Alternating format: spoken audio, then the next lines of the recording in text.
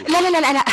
اصله رغاي قوي وهيدوشك. مفيش داعي، انا هخلص معاه الشغل انا وكريم. ارتاح طيب. انت او طيب خلاص ريحتيني. نازل انت يعني. ايوه. طب لو سألت عليك نجوان اقول لها انت فين؟ انا هتغدى معاها. طيب مع السلامة. ده كلام؟ افرض كان شافك دلوقتي كنا رحنا كلنا في 60 داهية. اهو ما شافنيش. ويمكن ما يكونش شافه في المزرعة وما خدش باله منه خالص. يا كريم محمود ذكي جدا، ونشك في اي حاجة دلوقتي مش في صالحنا. المهم يا فندم، حضرتك عايز ايه؟ ايه بقى حكاية ال 500 جنيه دول؟ ها؟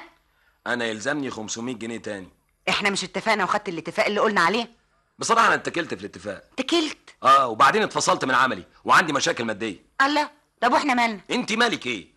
انا قعدت 25 يوم في الارض هناك، كسرت مهادفهم ولعبت اللعبه مظبوط والتمام التمام. رغم ان نعمه دي مفتحه جدا، انما عرفت اقنعها ان الارض ما فيهاش ميه بالمره.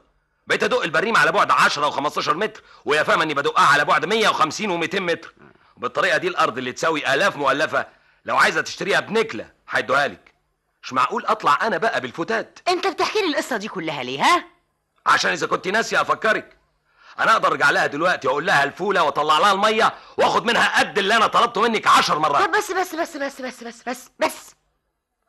ما اناش طالب مبلغ كبير قوي يعني. خلاص اديله يا كريم. ها يا راجل هاني. اديله.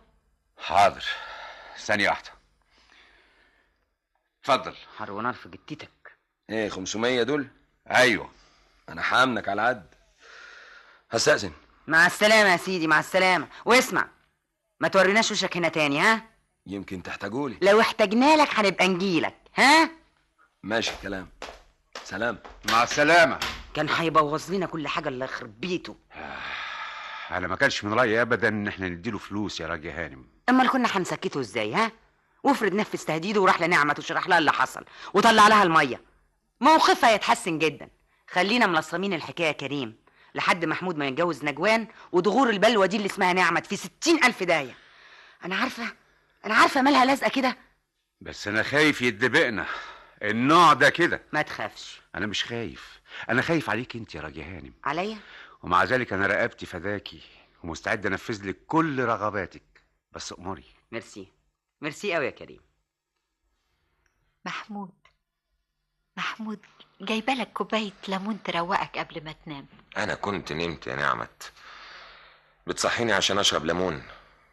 بصراحه لا، انا عايزه اكلمك. في ايه؟ محمود. افندم. محمود، هو انت ايه انا ايه؟ قولي. انت ما بتاخدنيش معاك ليه في خروجك؟ مش الناس بتاخد ستاتها معاها؟ انا ما بروحش في حتت. عشان كده بقى. ده اللي كنت عايزه تقولهولي؟ لا.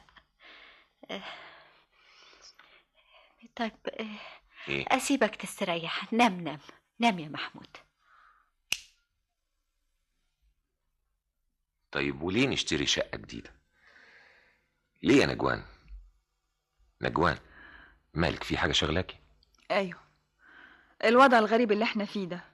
اصحابي كلهم بيتكلموا، بيقولوا ازاي تبقي مخطوبة لمحمود وفي الوقت نفسه متجوز واحدة ولسه على ذمته. مين من اصحابك بيقول الكلام ده؟ كل اصحابي، حتى عند الكوافير بيتقال نفس الكلام. نجوان احنا متفقين على كده، وانت نفسك قلت انك متفهمة للوضع ده. ايوه، لكن كل حاجة لها حدود يا محمود، واظن فات وقت كفاية قوي. ما تنساش ان انا ست، ومن حقي ان انا غير، ومن حقي انك تكون ليا انا لوحدي، خصوصا لما تكون الست التانية دي مش من مستوايا ولا من وضعي الاجتماعي. انا متأسفة يا محمود.